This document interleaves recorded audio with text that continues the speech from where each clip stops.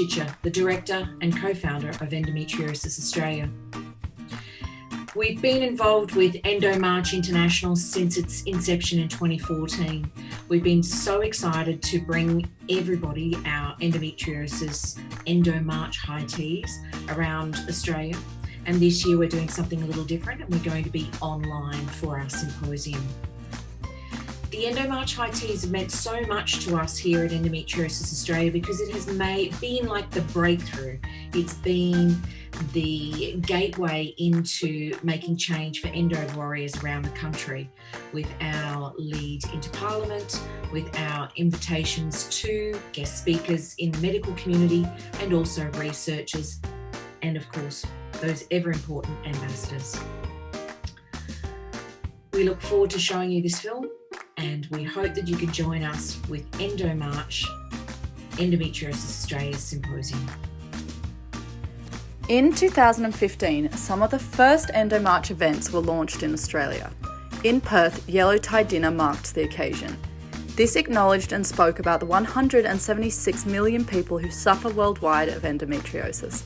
2015 also brought many Australian ambassadors to the organisation. We had Sarah Marie Cameron, Ellie Angel, Fiona Stevens and Mel Greig join the team. The Endo event changed to high tea in 2016. This event was a time where those who suffer from endometriosis were all together in a room, usually the only time in the year they would get this opportunity. Our endo warriors were overwhelmed with emotion and comforted by the understanding of each other, a time they felt as though they had been heard. The event was a moment of igniting our community.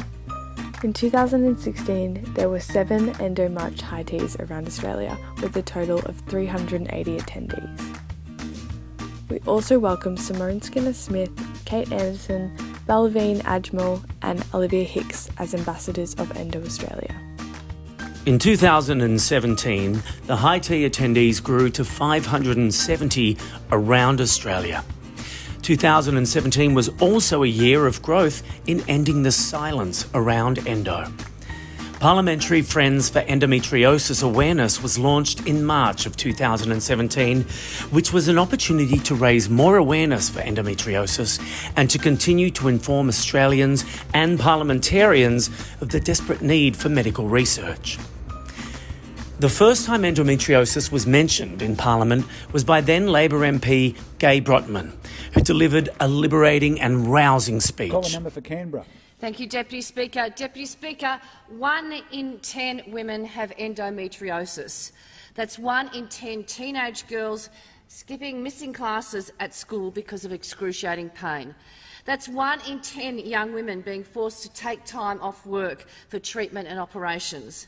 And that's 1 in 10 women living in fear of infertility.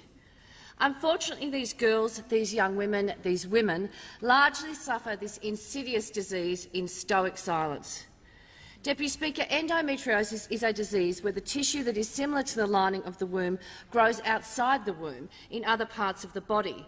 Symptoms are variable, which is why there is usually a 7 to 10-year delay in diagnosis. We also welcomed Olympic swimmer Emily Seebohm, PJ Madam, Zoe Marshall, Nola Marino MP and Gai Brotman MP as ambassadors of Endometriosis Australia. 2018, Endometriosis Australia continued to bring our community together with EndoMarch high teas all around Australia, with 2017 growing to 533 attendees. 2018 saw the launch of the National Action Plan for Endometriosis, the first of its kind in the world, and the announcement of research funding for endometriosis. We also welcomed the Yellow Wiggle herself, Emma Watkins and Ash Ricardo as ambassadors for Endometriosis Australia. Emma bravely shared her story with ABC's Australian Story to end the silence around this invisible disease we call endometriosis. In 2019, our high tea attendees continued to grow around the country to 668 attendees. New ambassadors arrived on the team, with Julie Snook, Lisa Chesters MP and Hoda Hanaway. 2020 brought the world into unprecedented times and meant worldwide we were not able to have the same shared in-person events as previous years. In 2020, research study shows endometriosis costs Australia approximately $9.7 billion annually, and the delay in diagnosis had reduced from an average of 7 to 12 years down to 6.5 years. 6.5 years is still too long to wait to be diagnosed with endometriosis, but it is good to see how far we have come, but also identify how far we still have to go. The number of people worldwide who suffer from endometriosis rose to 200 million, which is 1 in 9 women and those that identify as gender diverse. We welcome Sophie Dillman, Kristen Daly, Olympic snowboarder Holly Crawford, and Christine Layton as ambassadors of Endometriosis Australia.